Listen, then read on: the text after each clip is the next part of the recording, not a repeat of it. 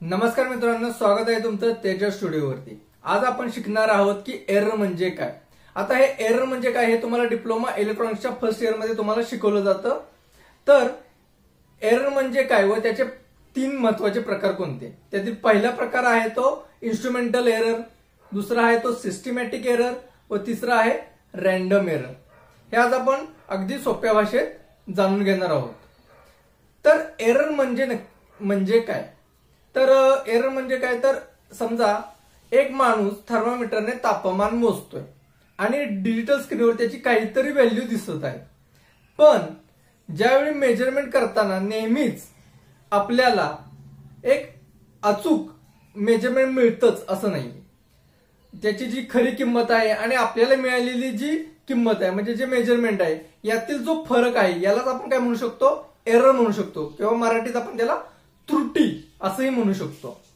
तर या एररचा first type म्हणजे इन्स्ट्रुमेंटल एरर।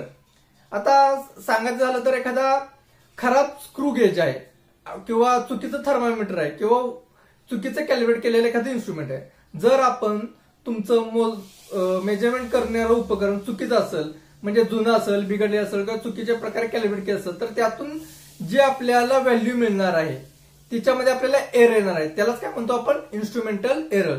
जसं की एखादा खराब थर्मामीटर वापरल्यास आपल्याला चुकीचं तापमान दिसणार आहे, तर हे होणार आहे इन्स्ट्रुमेंट एरर। हे टाळण्यासाठी आपण काय करू शकतो, तर उपकरणांची आपल्याला काळजी घेणं खूप गरजेचं आहे, त्याचबरोबर त्यांना योग्य वेळी कॅलिब्रेट करणं सुद्धा गरजेचं आहे। सेकंड टाइप येतो तो सिस्टमॅटिक एरर। आता विद्यार्थी किंवा स्टुडंट थोडं ते कसंही वापरतात एखादं इन्स्ट्रुमेंट, तर ते पद्धतशीर वापरणं खूप गरजेचं आहे।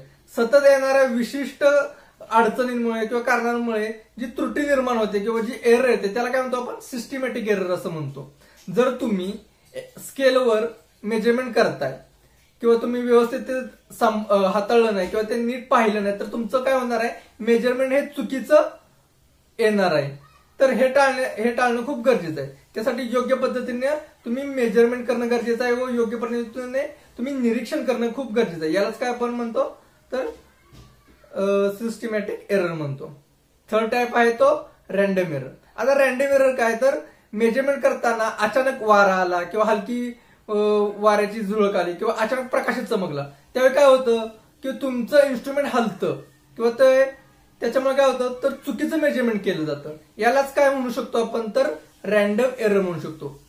त्यासाठी काय करणं गरजेचं आहे, तर आपल्याला एकाच ऑब्जेक्टचे अनेक वेळा मेजरमेंट करणं गरजेचं आहे आणि त्याच्यातून आपल्याला एक सरासरी काढणं गरजेचं आहे, त्याच्यामुळे आपल्याला योग्य मेजरमेंट मिळू शकतं।